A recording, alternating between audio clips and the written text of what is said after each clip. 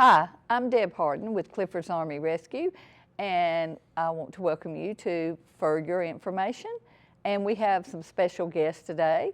And as always, I'm going to introduce the most special guest first, which is Pippi, and we'll tell you about her in just a few. And I also have Jenna Mullinax, who is the director at Cleveland County Animal Services, and Matt Dover, whose title is, do you have a title or do? I do. I'm the Fosters and Volunteers Coordinator at the Cleveland County Animal Services. I didn't know if it had both or one or both, so I didn't want to say one without the other. And Matt also, I'm just going to say volunteers with Clifford's, and I think that's kind of how you kind of got into finding out about a job at the shelter and wanting to do more for the animals. Help as many as I can, wherever I can. Good. So before we start about your foster volunteer thing, do we want to sort of tell Pippi's story? Sure. So Pippi came to the animal shelter. She was found on the side of the road with her siblings and her mom, and she was the runt, and so she needed some extra special care. Just walking through the animal shelter one day, I saw her and was just instantly smitten with this little tiny puppy that was just the smallest thing you can imagine. Yes. And she just stole my heart, and so I did exactly what it is that I help others do at the animal shelter. I fostered. She turned into what we call a foster fail, but she has definitely been something that has brought me a lot of happiness, as well as just helping another animal that came through the animal shelter, and that's what we do. Her entire litter got fostered, adopted out. As a matter of fact, her last sibling is being adopted this afternoon. Oh, wow. Now, how long have you had Pippi? I got Pippi in October of last year, started fostering her. And of course, we want to wait until they are, large enough to get their surgery so that they don't make any more. And we took care of, making sure she had all of her foster visits, medical checkups, things like that, which all of our fosters do. And, we want to make sure that they stay healthy, so up to date on vaccines and all of that. So we took care of her visits, and finally, once she had her spay surgery, I signed the paperwork and adopted her.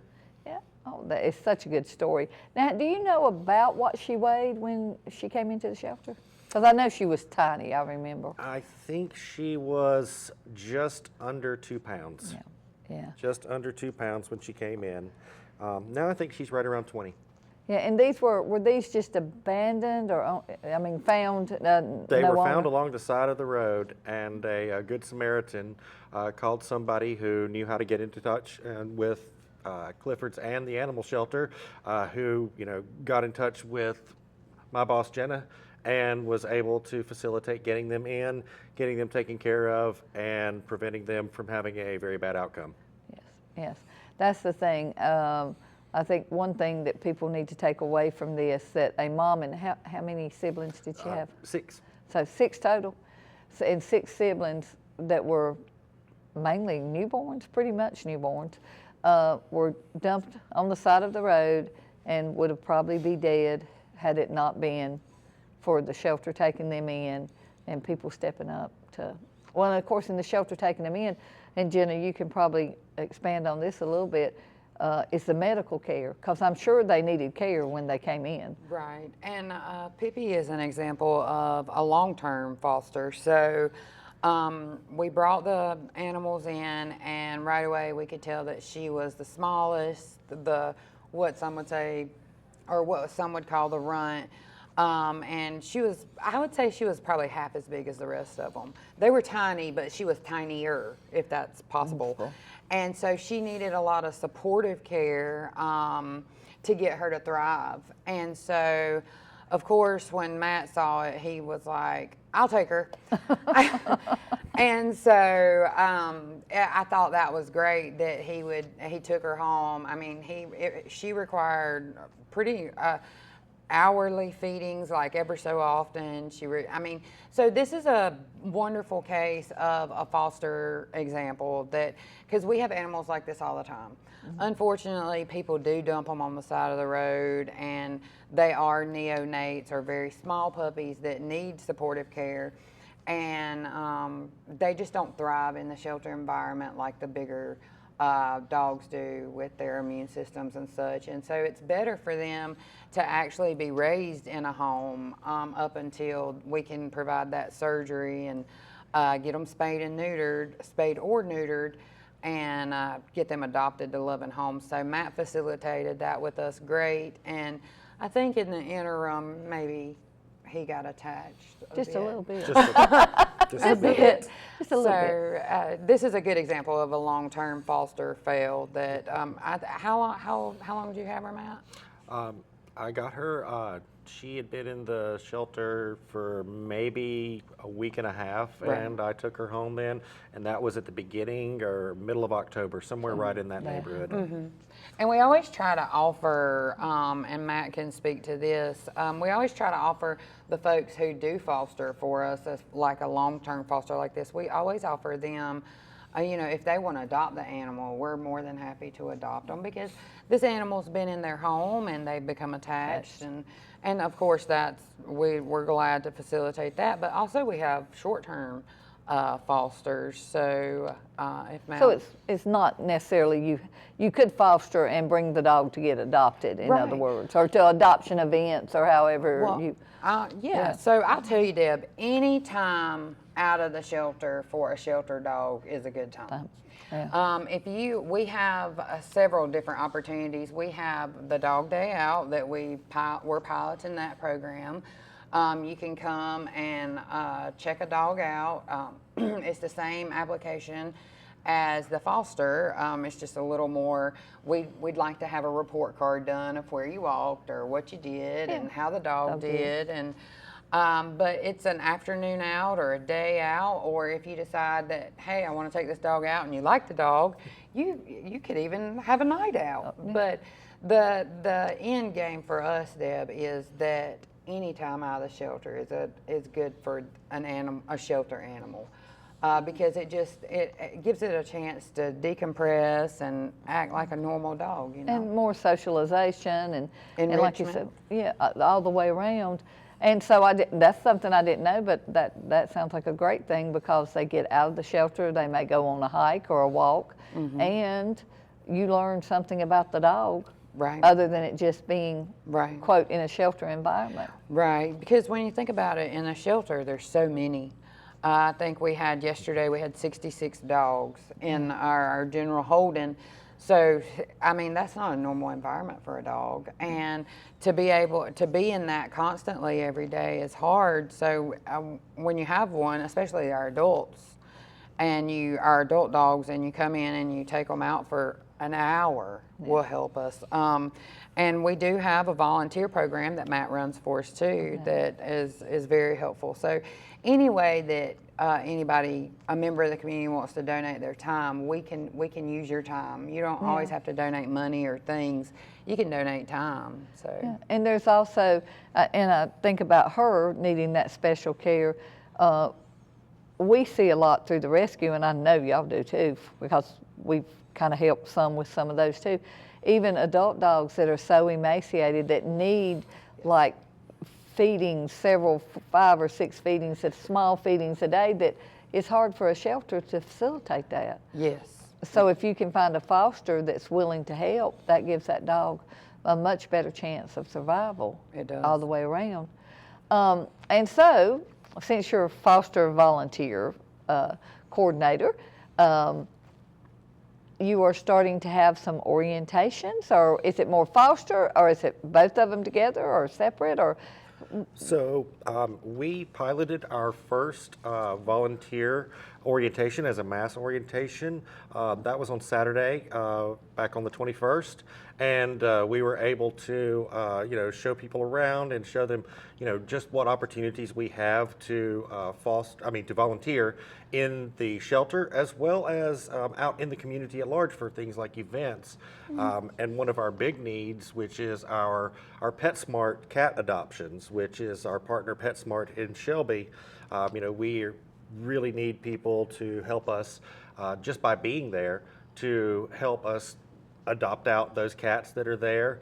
And that really does help, helps the cats that we have at the shelter move through where they could be, seen by the public as well as adopted out to good homes. So, we're looking for people for that, as well as to help us at other events that we have around the county, throughout the year. And, we show people around, what we have available at the shelter.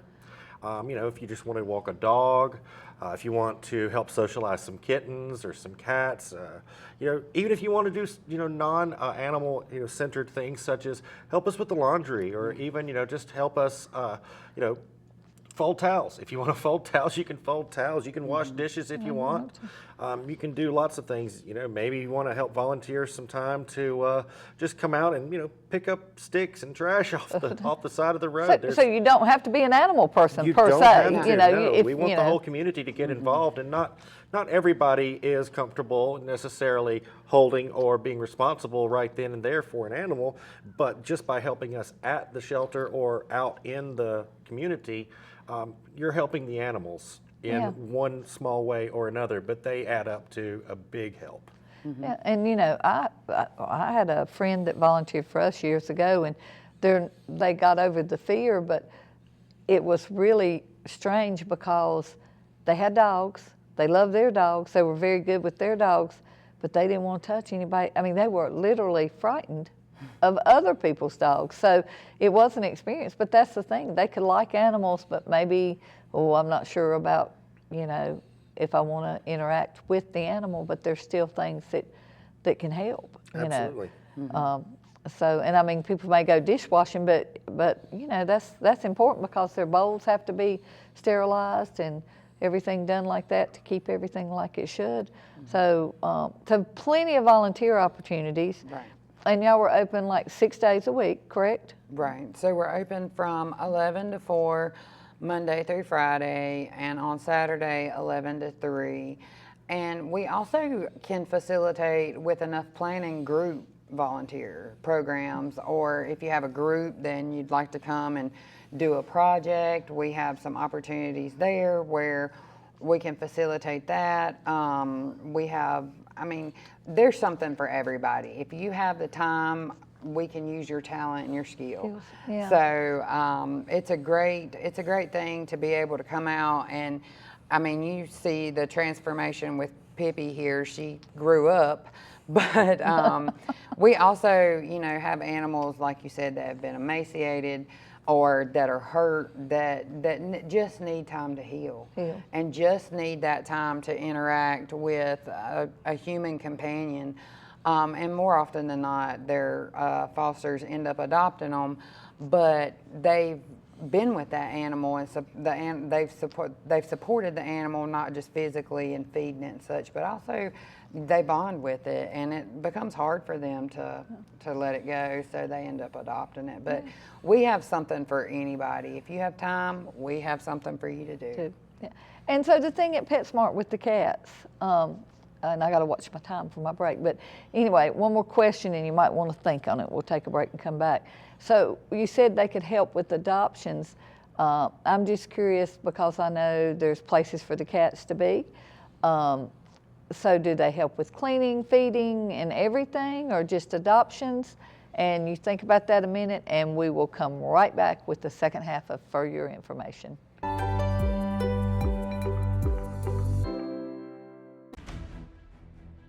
We always have had That's a true. certain courtesy to other people upon their retirement or somebody's passing. Well, I got something nice to say about our retirement. Well, we're not. Good riddance. Oh, was it you? First, he put giant flagpoles on the White House lawn like it was a Buc-ee's, and then he cemented over the rose garden, Then he turned the Oval Office into a place that looks like a New Orleans cat house. Well, I'm sure President Obama evaluated both candidates and went with the best one, better one. Yeah, one of But them had I a D was- by her name. Well, one cannot help but wonder why. Betsy, one possibility would be that the Hurricanes are now afraid to enter the newly named Gulf of America while Trump's in the White House.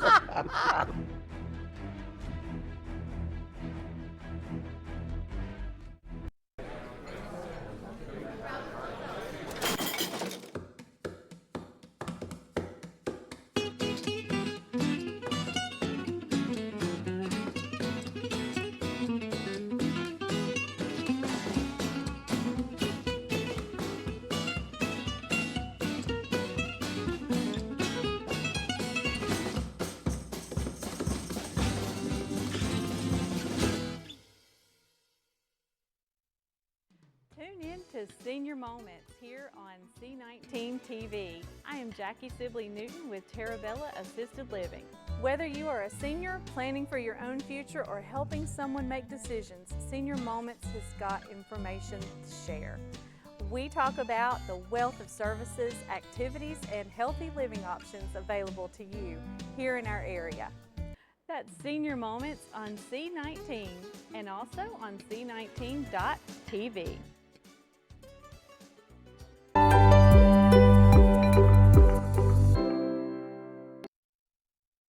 To the second half of For Your Information, and we're going to pick right back up where we started talking about cats at PetSmart.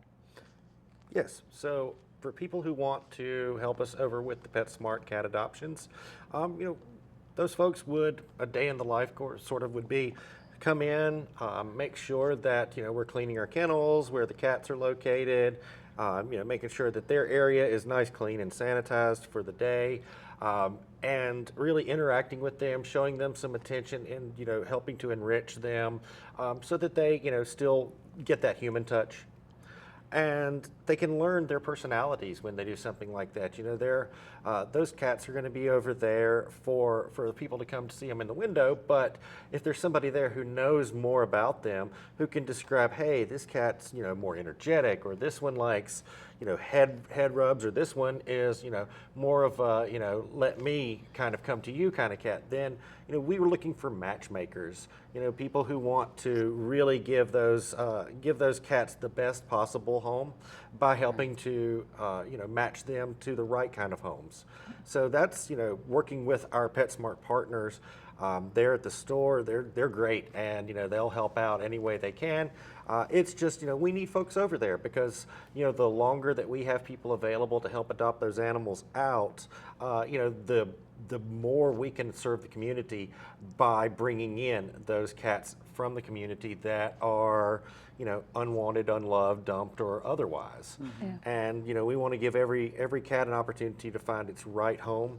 And so we're looking for people who are matchmakers, who love cats, who can step in there and really just give it their 110%.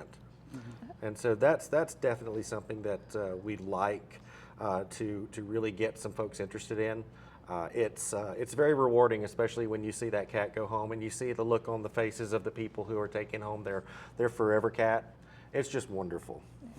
Yeah, and we know you are a cat person. I am. I have also been a foster fail for the cat side of things at Cleveland County Animal Services. Which I think we all like cats, but you're a little, some are more cat people. So let's go to fostering. So somebody wants to foster for the shelter. What are the steps? So if you're interested in fostering, we urge you to, come by, talk to us.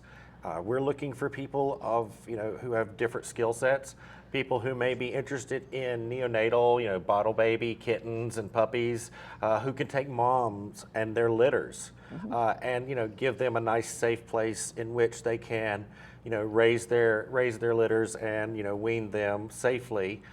So we're looking for people who are interested in puppies, who are good at training, starting that potty training and things like that. We're looking for folks who want to bring in, an adult dog and, give them a place to decompress and show their true personality, and as well as people who are looking to just, give those senior dogs a place to stay, and, perhaps, in some cases we may have need of a hospice foster, just to give that animal a dignified place to stay, until, they do cross over.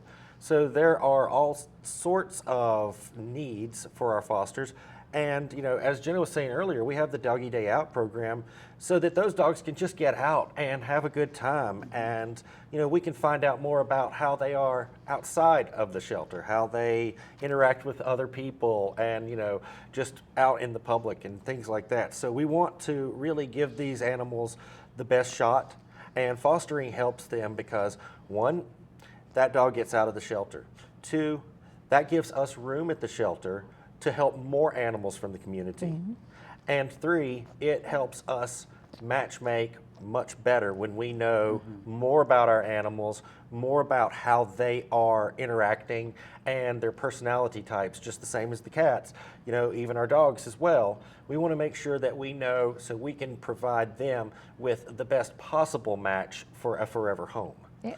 And, it's That's good. any dog day, any day the dog's out, as you said, Right. is Good day. a good day. Right. And it's very important to match because, you get someone in that is unable to handle, say, a big bloodhound or a big German Shepherd that's very active, and it's not going to work. They may want that dog, but they may not understand the energy levels or, the strength of the dog. And, or vice versa. Some people might not need a little Chihuahua. You never know. But it really is matchmaking. yeah. I think fostering gives folks it gives us a good opportunity to see what the animal's really like.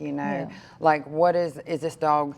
It may not like dogs in the shelter, but that's a really stimulating environment. They might have a dog at home and go home and meet their dog, and they get along fine. So that would tell us that, hey, this dog does in fact get along with other dogs, which is important. It might be reactive to cats in the shelter, but they might get at home and their house cat is just chill and laid back, and it might tolerate cats at home, So it gives us a snapshot of really what we're working with, and it gives us more accurate information about that animal. Because you think about it, if you know more about the animal at your house than you do, So once it has that time to de-escalate and we find out what the true personality is, it makes it a much better long-term adoption. Yeah. I see a lot in Matt's folks. The animals that are fostered have much better adoption rates, and the return rate is much lower on the foster animals. Yeah, because you do know something about the dogs. And that's true in any shelter, because I've been to some pretty much all over the place. And, there's dogs that even present sort of aggressive or in the corner shaking and don't come near me, but you get them out of that environment because they don't know what's happened, And it may, no matter, it's not that people aren't trying, it's just they hear dogs barking, they hear a lot of noise, it's just different. And foot traffic, and Yeah. they're seeing so many different people. Yeah. It's not just the other dogs, they're seeing so many different people.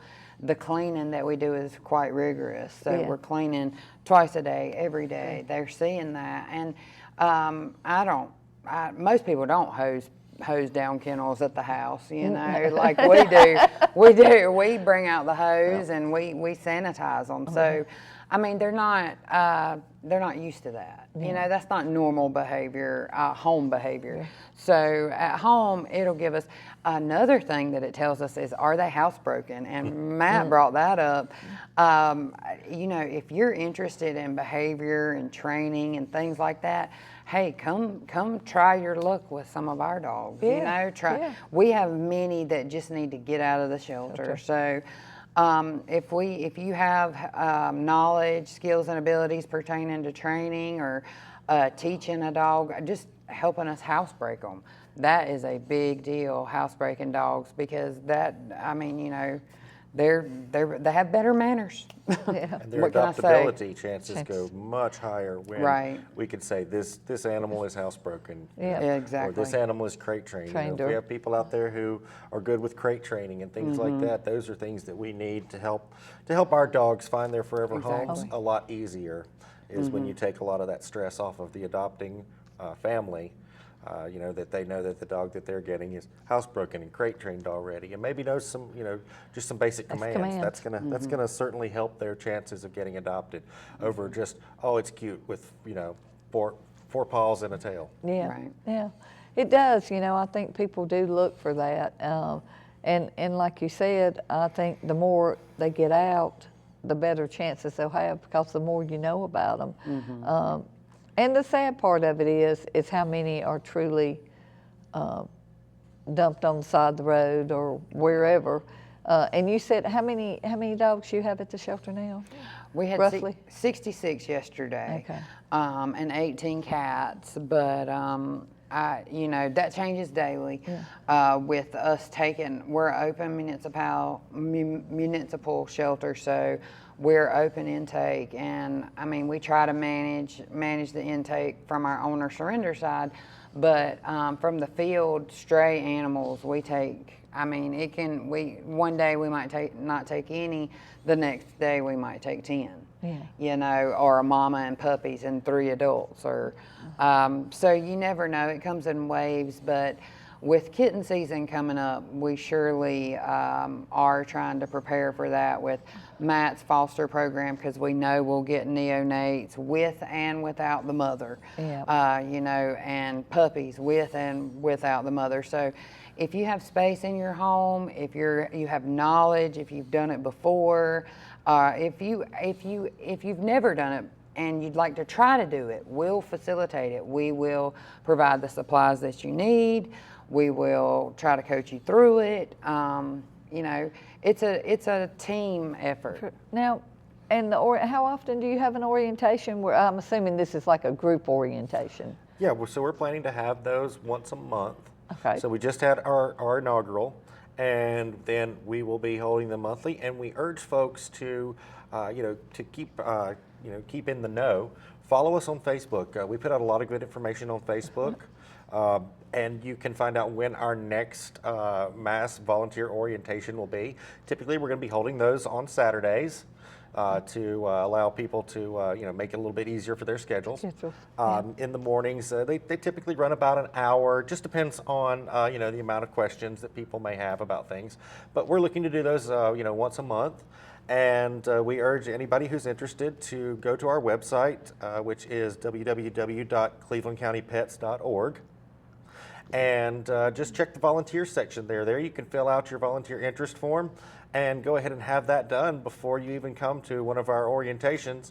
And we can, you know, already kind of have some ideas of what to talk about for the interest that people have. Yeah, that's great. And truly, you know, I'm from the rescue side of the world, but I do believe that we all have to work together, because there are so many, whether they're abandoned, whether they've been abandoned and reproduced and now they're feral, whether they've been hit by a car and nobody knows who they belong to. There's so many animals in need, and it truly takes each and every one of us and working together to try to help as many as we can, because you know, the need is truly there. I mean, we see it every day. Right, and we couldn't do it without our community. We have a great community here in Cleveland County, and we just want to build on it and make it a better place for not just the animals, but for the people too. That's true. And with that, I think that's a perfect saying to end this edition of For Your Information. Thanks for joining us.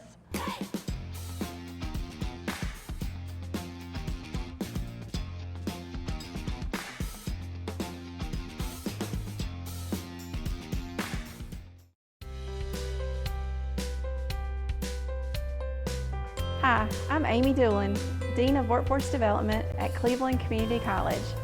Thank you for watching C19 TV, Cleveland County's hometown channel.